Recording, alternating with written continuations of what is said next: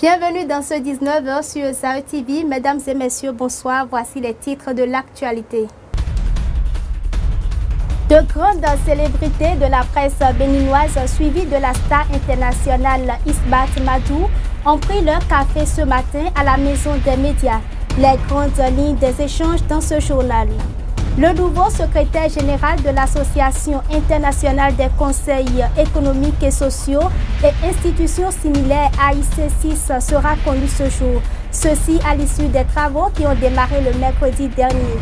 La liberté de mourir debout, c'est le tout nouveau livre du jeune auteur Constantin Amoussou qui fait une lecture des situations de l'ancien régime du Bénin. Football en page sport, la rédaction vous propose un dossier spécial et un invité dans ce journal, Leandro Kodo, reviendra sur quelques aspects du championnat qui démarre dans quelques jours.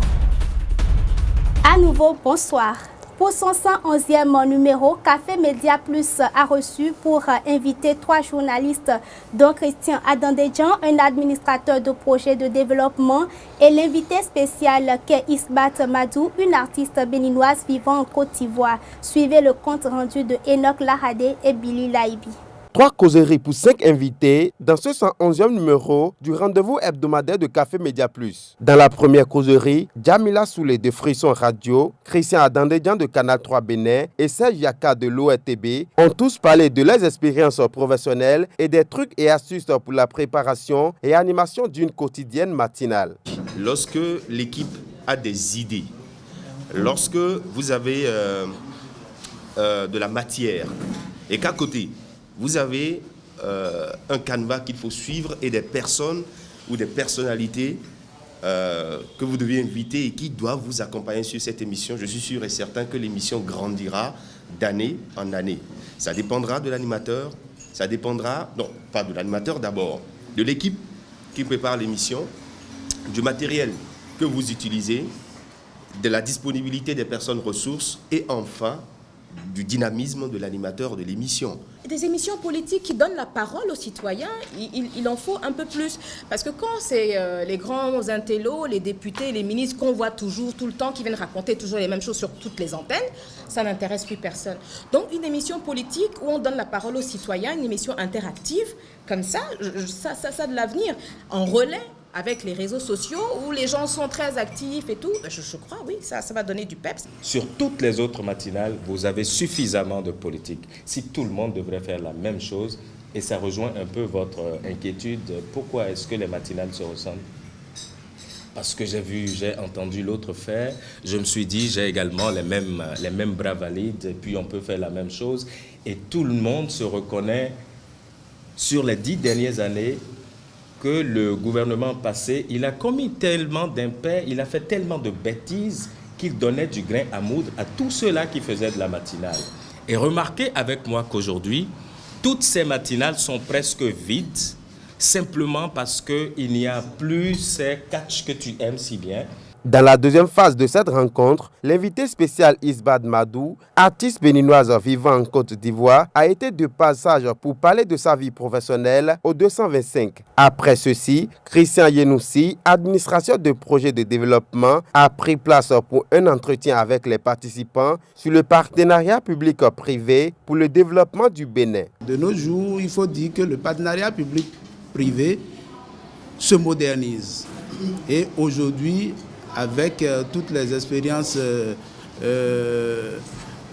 de beaucoup de pays mis ensemble, il n'y a pas encore eu un consensus autour sur la définition du partenariat public-privé. Mais de façon terre à terre, il faut dire que c'est un contrat de très longue durée et par lequel le public appelle le privé pour mobiliser du financement, venir réaliser des travaux et exploiter peut-être les infrastructures pour mettre à la disposition du public des services qui relèvent de la compétence du public normalement. 3 causeries ont été au cœur des échanges de ce 111e numéro de Café Média Plus, dont journalistes, animateurs et administrateurs ont pris part.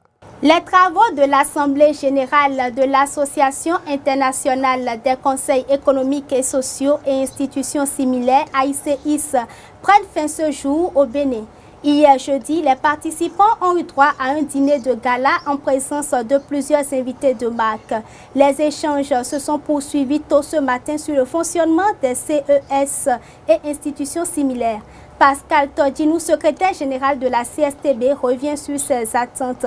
Il est au micro de Enoch Lahadé. Nous attendons des résolutions très pertinentes en ce qui concerne le rôle des conseils économiques et sociaux, la pertinence de tout ce que nous faisons à la date d'aujourd'hui. Et puis, nous nous proposons aussi de contribuer à l'enracinement de la démocratie. Je crois que c'est ce que nous avons voulu faire et nous voulons partager cette expérience avec les autres conseils économiques et sociaux et institutions similaires. Comme vous le savez, on est dans un nouveau départ et beaucoup de pays aimeraient bien voir comment ça se passe. Comment est-ce que nous sommes passés d'une certaine dictature à élire un président de la République dans la paix et dans la sérénité. Je crois que ceux qui sont venus là, disons bien qu'ils sont venus pour voir comment ça se passe. Et nous sommes heureux d'avoir été parmi ceux qui ont contribué à l'enracinement de cette paix. Ne l'oublions pas, le Conseil économique et social du Bénin, dans le cadre de l'élaboration de la LEPI, a été interpellé et a joué un rôle très très important pour que la paix revienne. Il a joué aussi beaucoup de rôles lorsqu'il s'est agi, par exemple, de l'incendie qui a eu lieu à Dantokpa. Mais le Conseil économique et social du Bénin a joué un rôle très important. Ça veut dire, en termes clairs, que ceux qui sont arrivés là veulent savoir comment ça se passe. Comment ça, nous nous organisons de manière à intervenir sur tous les plans sans être politisés. Ne l'oubliez pas, c'est la nation au travail qui se trouve au niveau du Conseil économique et social. Il n'y a que 4 politiciens réels. Donc le reste là, tous les 26 qui restent sont des gens qui sont venus des différentes branches d'activité de notre pays. Constantin Amoussou a sorti hier son livre intitulé « La liberté de mourir debout », un essai de 318 pages charpenté en 39 chapitres. Le bouquin passe à la loupe les 10 dernières années de la vie politique au Bénin. Il s'agit d'une lecture des situations dont le régime défunt est comptable. Constantin Amoussou parle de son livre. Il est au micro de nos reporters. La liberté de mourir debout, c'est l'affirmation de sa dignité. C'est le combat des hommes et des femmes qui décident, en face de l'adversité, d'affirmer leurs convictions et jamais n'y renoncer.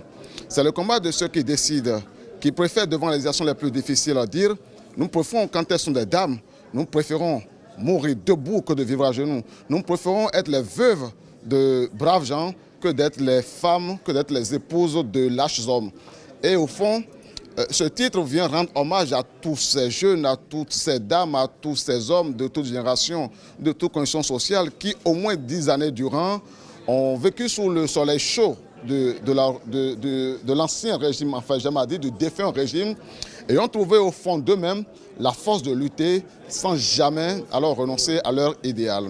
Ce combat avait, ce titre et cet ouvrage avaient vocation à rendre donc hommage, un bel hommage au combat qui a été mené afin que demain, la génération ou les générations qui nous suivront puissent avoir un ouvrage témoin sur ce qu'a été notre parcours, sur ce qu'a été nos convictions, ce qu'ont été nos convictions, sur ce qu'aura été la détermination d'un beau peuple du Bénin qui a connu des moments difficiles mais qui toujours a pu trouver au fond de lui-même la force de rebondir. Et parce qu'aujourd'hui nous partons et nous parlons d'un nouveau départ, la force de la liberté de mourir debout, c'est aussi, pour reprendre mon bel aïeul, la force de regarder demain. Regarder demain, mais en tant que citoyen convaincu, en tant que citoyen définitivement déterminé pour que les valeurs parties ici du Bénin comme phare de la démocratie puissent continuer à se répandre et faire du Bénin non point le premier pays comme on est premier pour se lever comme un coq pour rester au pied du mur, mais parce qu'on est premier pour le demeurer définitivement. La place des Martyrs de Cotonou abrite depuis hier la 11e édition du festival Sika. Jusqu'au samedi 17 prochain, des artistes, des animateurs et des présentateurs de plus de 12 pays d'Afrique et du Moyen-Orient seront en compétition pour 3 trophées. Cette édition, qui dure 3 jours, ne connaît pas de foire. Le reportage est signé Karl Kitobe. Le Festival des stars de l'intégration culturelle africaine a démarré hier à la place du souvenir de Cotonou. 12 pays sont déjà présents et d'autres délégations sont attendues ce jour pour célébrer la musique africaine. Et quand je dis les politiciens veulent parler d'intégration, ils parlent toujours du côté financier. Alors que le problème est tellement simple. Il n'y a que par la culture qu'on parle pas l'intégration. Moi, je suis homme de culture. Je me suis dit qu'il faut rassembler ceux-là de la nouvelle génération. Qui s'inspire de la musique traditionnelle pour faire de la musique moderne. Ceux-là qui font avoir de musique. À un moment, c'est une musique qui était en train de disparaître. Mais il fallait encourager les artistes à le faire. Parce que l'artiste aujourd'hui veut faire de la musique. La musique qui lui permet de manger tous les jours. Alors que nos ancêtres nous ont laissé un héritage énorme qu'est la musique traditionnelle. Cette 11e édition a été lancée par M. Falilou, l'assistant du ministre de la Culture. Il a précisé les objectifs du festival. Mesdames et messieurs, Sika 2016, c'est des hommes et des femmes venus d'horizons divers et réunis en un même creuset qu'est la culture. Nous ne pouvons que nous en réjouir et déclarer haut que l'intégration africaine est en marche et devient de plus en plus une réalité. Sika 2016 arrivera à son thème à la soirée de récompense du samedi prochain, mais avant, les artistes béninois seront à l'honneur sur le podium ce soir. À travers un congrès, le comité exécutif de la Fédération béninoise de football a réuni hier au siège de la Ligue professionnelle à Cotonou les promoteurs de la dite discipline pour faire le bilan de la liste des clubs inscrits à la Ligue Nasuba prévue démarrer le 29 octobre prochain. Le reportage est signé Leandro Kodo. 52 clubs sont désormais inscrits au prochain championnat national de football dénommé Ligue Nasuba. L'annonce a été faite ce jeudi 15 septembre en présence des promoteurs des équipes participantes et du comité exécutif de la Fédération béninoise de football FBF. Après la première série d'inscriptions, nous avions enregistré 46 clubs et il y a eu une deuxième ouverture qui a été clôturée hier à 17h et nous avons au total maintenant 52 clubs inscrits. Au cours de la séance, 3 points essentiels ont été développés. Il s'agit des termes du nouveau contrat paraphé entre la FBF et Nasuba, la publication de la liste des 52 clubs désormais affiliés à la FBF, puis la présentation du cahier de charges dorénavant disponible au secrétariat de cette institution. Une somme de 50 000 francs CFA est désormais exigée aux clubs désireux de participer à la Ligue Nasuba. Vous allez valider le contrat Nasuba. Vous allez valider aussi ça aussi. Là, on sait que même si à l'âge, on saura que c'est le collectif des clubs actifs qui participent au championnat. Tout le monde est informé et qui a validé avant qu'on en arrive là. Chaque équipe de la Ligue 1 nous donne un terrain casonné ou synthétique. Pareil en Ligue 2. Mais en Ligue 3, on sera un peu tolérant parce que les caméras n'iront pas là-bas. Le calendrier bientôt disponible, la Ligue Nasuba démarre le 29 octobre prochain. Les maillots de club de foot seront floqués des initiales du groupe Nasuba de Christian Lainde et les rencontres seront diffusées en direct par les chaînes de télévision locales et internationales. Restons toujours dans le football et suivons à présent le président de la Fédération béninoise de football, Anjoré Moucharaf. Il est au micro de la rédaction sportive. C'est le but de la rencontre d'aujourd'hui avec les membres de la famille active du football. C'est le but de les mettre au même degré d'information par rapport à tout ce que nous avons fait pour leur compte et pour eux depuis que nous ont élus le 10 juin 2016 à la tête de la Fédération béninoise de football. Nous avons eu parlé de 3 points. Le premier point, rapport avec la volonté du chef de l'État de mettre fin au problème qui a toujours miné le football à travers les contradictions internes, ramener la paix, la sérénité dedans, et aux différentes rencontres qu'on a eues avec le ministre des Sports, dans le but d'amener la paix dans la famille du football et que nous voyons tous dans la même direction. Le deuxième point a lieu au championnat national, qui est l'activité académique la plus importante de la Fédération béninoise de football et qui chaque année doit être validée par l'instance suprême du football, la FIFA. Parce que la FIFA envoie chaque année environ près de 200 millions, 150 millions à chaque fédération. Et il est important qu'on leur dise ce que nous en faisons. Et si vous n'avez pas une année académique validée, s'il n'y a pas de problème, les gens mettront fin à la subvention. Et il serait anormal qu'un pays comme le Bénin, où nous avons des ressources limitées, nous ne puissions pas profiter de ces avantages pour pouvoir être logés dans les conditions normales afin de continuer à bénéficier des projets de la FIFA, de la CAF et de l'argent qui nous permet de gérer le football par année. Il a dit qu'il y a un mois, on a lancé l'appel à candidature. Des gens sont inscrits. Il y a certains d'autres qui ne sont pas faits. On leur a donné encore un délai de grâce qui est fini hier. On leur a rendu compte pour que nous soyons au même degré d'information et qui continuent de nous donner leur quitus pour que nous puissions agir en leur nom. Le troisième point a lieu au contrat Nasuba. On l'a expliqué du contrat Nasuba, qui est d'une valeur de $1 million par année académique.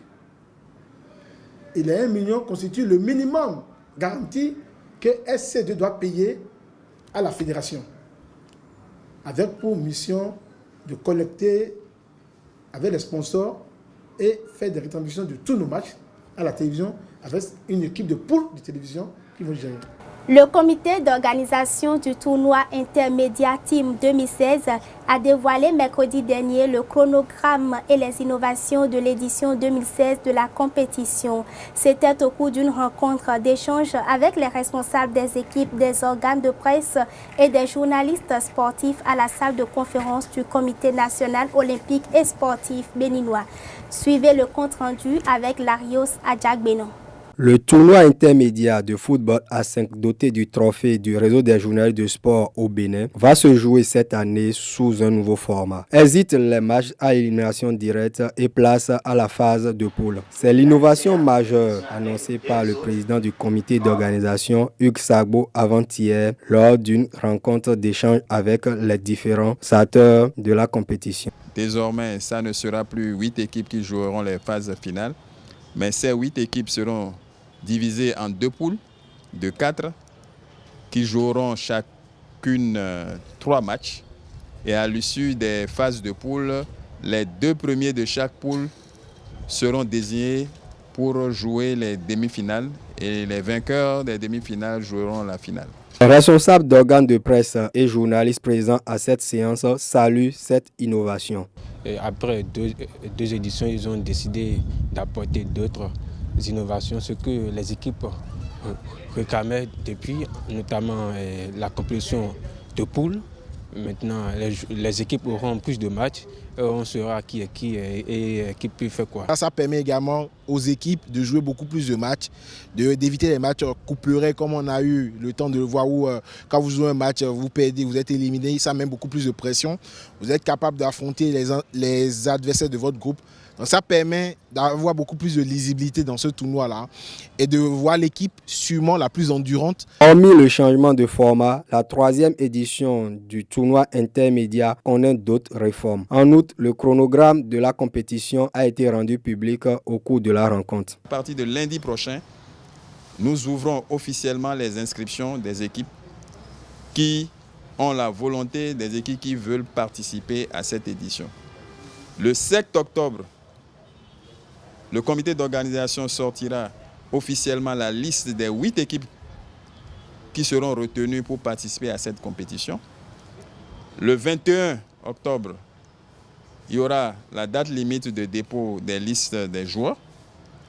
Et le 11 novembre, nous aurons le tirage officiel des matchs de poule.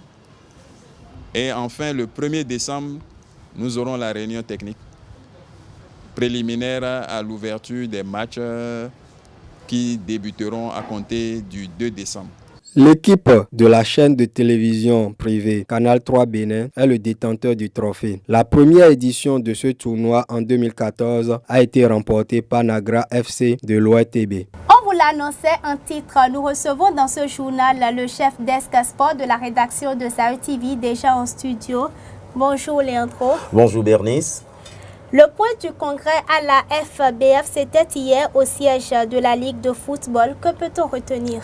Oui, merci Bernice. À la suite de ce congrès, il en ressort la publication de la liste des 52 clubs devant participer au championnat national de football Ligue 1 Nasuba. Alors, cette dénomination, suite au contrat précédemment paraphé entre la FBF et le nouveau sponsor Nasuba à hauteur d'1 million de francs CFA. Il faut dire qu'à la télé, nous allons bientôt voir les maillots floqués aux initiales du nouveau sponsor et aussi que les matchs seront retransmis en direct. Pour finir juste avec ce championnat, il faut dire qu'un cahier de charge a été ouvert, disponible au secrétariat de la Ligue. Un cahier de charge d'un montant de 50 000 francs CFA, contrairement au montant de 500 000 ou d'1 million de francs CFA qu'on pouvait constater précédemment. Les rugbymen sont en passe d'élire un nouveau président ce samedi. Parlez-nous-en. Eh bien oui, l'Assemblée générale élective ordinaire de la Fédération béninoise de rugby se tient demain samedi 17 septembre à la salle de conférence du Comité national olympique et sportif béninois. Il faut dire que l'appel à candidature a été lancé du 2 août au 2 septembre passé. Il en ressort que 25 candidats ont été retenus pour 11 places disponibles. Alors, le président sortant, Léopold Oloritogwe, n'a pas déposé sa candidature. Le candidat favori, c'est bien sûr Faustin Darito, actuel vice-président du bureau consensuel mis sur pied en mars dernier suite à la crise qui a secoué le rugby et conduit à l'arrêt du championnat national. Il faut rappeler que le président Anjourin Moucharaf doit passer sur l'émission L'invité le dimanche sur Sahel TV pour nous faire un bilan plus élargi de la Fédération béninoise de football. Merci Léandro. C'était Léandro Kodo, chef desk sport, qui nous parlait du congrès de la FBF et de l'Assemblée générale à la Fédération béninoise de rugby. C'est la fin de cette édition du journal sur Sahel TV. Je vous remercie de l'avoir suivi. Prenez le rendez-vous demain sur votre émission hebdomadaire Info Hebdo. L'information est en continu. Bonsoir.